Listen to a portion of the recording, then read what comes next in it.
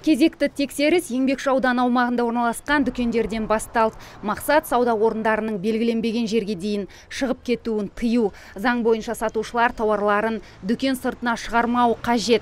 Ал дүкен қожайындары болса алақандай жерге тауарларының сыймайтынын айтып ақталды. Күнде неше табасыздар енді осы сыртқа сауда жасағанда? Әйтеуір қарнымыз тоқ қой. Одан артық ішпелі таппаймыз. Пенсиядағымыз, денсаулығымыз да жоқ.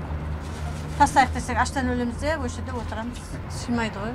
Ешқандай сауда жоқ оның кейін бізде. Әйтеуір қарнымыз тоқ, нампыл тауыбамыз бұл жерде. Басқа ішпелер жоқ, артық.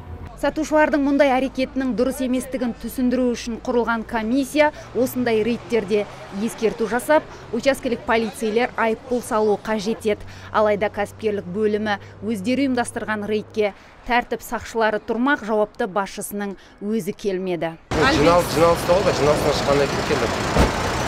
Бұл жерге не үшін келдіңіздер? Егер арнайы іс-шара жүргізбесеңіздер, бір ескерту жасамасаңыздар. Ескерту, қазір учаскелік полиция келеді, 204-ші баппен жаңағы айыппұлдар салып, айыппұл немесе ескерту беріледі жазбаша түрде. Дәл осы жерге қаншаншы марта келіп отырсыздар? Бұл жерге ма? Бірнеше рет келіп түсіндірме жұмыстарын жүргіздік, айыппұлдар да салынған бұл жерге.